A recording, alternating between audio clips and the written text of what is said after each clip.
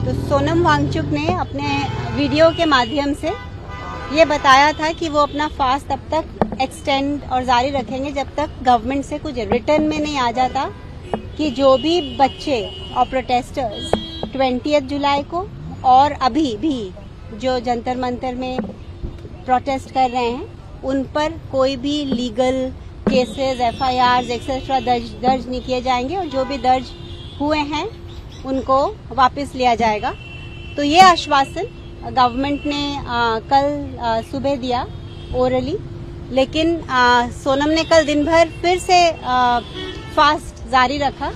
कि वो चाहते थे कि ये रिटर्न में हो और फिर रात को 12 बजे ये शर्तें रिटर्न में मंजूर हुई कि एक तो किसी के ऊपर FIR या कोई भी लाठीचार्ज या कोई भी अनड्यू फोर्स नहीं डाला जाएगा और सेकेंडली जो भी नीट के जो बच्चों ने सुसाइड किया है उनकी फैमिलीज को कॉम्पेंसेशन दिया जाएगा और फाइनली जो भी हम एजुकेशनल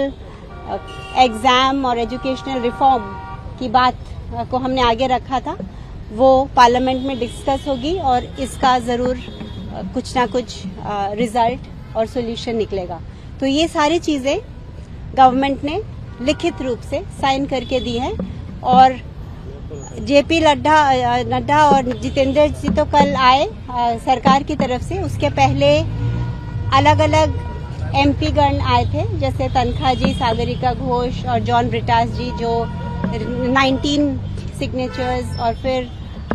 संजय सिंह जी और बाकी के समाजवादी पार्टी के, तो टोटल वो आए थे अराउंड 15 MP अराउंड 45-54 सिग्नेचर्स लेके। सो टोटली अराउंड 20 MPs यहाँ फिजिकली आए और 65 MPs ने रिटर्न में ये जो ऑपोजिशन के थे और जो हर पार्टी को रिप्रेजेंट करते थे उन्होंने भी ये आश्वासन दिया है कि पार्लियामेंट इन मुद्दों पे डिस्कशन करेगी। तो हमारे लिए ये बहुत ही एक सक्सेसफुल मूवमेंट रहा है क्योंकि एक तो गवर्नमेंट ने जो कि दोनों जो सरकार है और जो ऑपोजिशन है सब ने मिल के ये डिसीजन लिया है कि एजुकेशन एक बहुत इम्पोर्टेंट इशू है और इस पर डिस्कशन इस मॉनसून सेशन में होगी और आगे भी ये रिफॉर्म्स जारी रहेंगे। ये नंबर 1 है, ये तो इमीडिएट सक्सेस है। और सेकंड सक्सेस ये है कि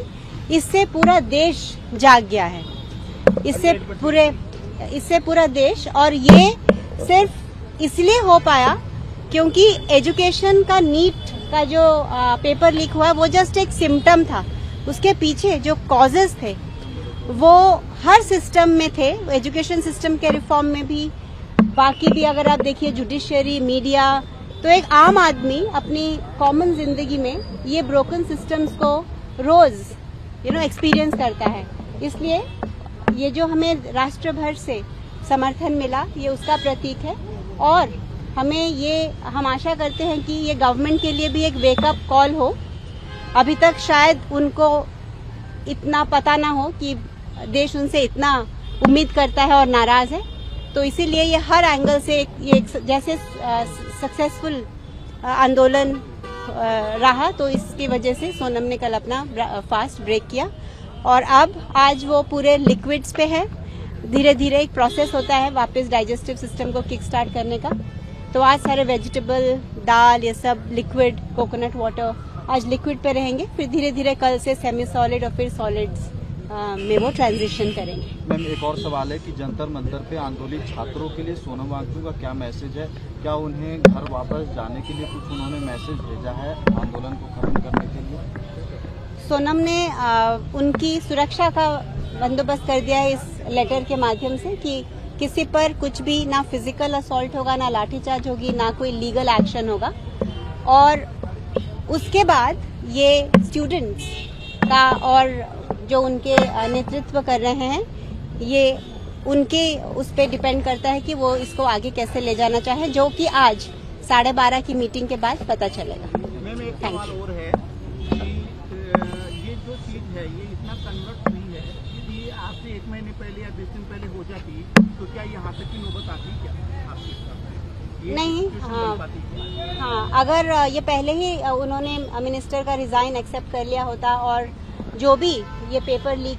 में इन्वॉल्व है उनको सही जो भी करना चाहिए किया होता तो शायद इतनी बड़ी मूवमेंट नहीं बन पाती।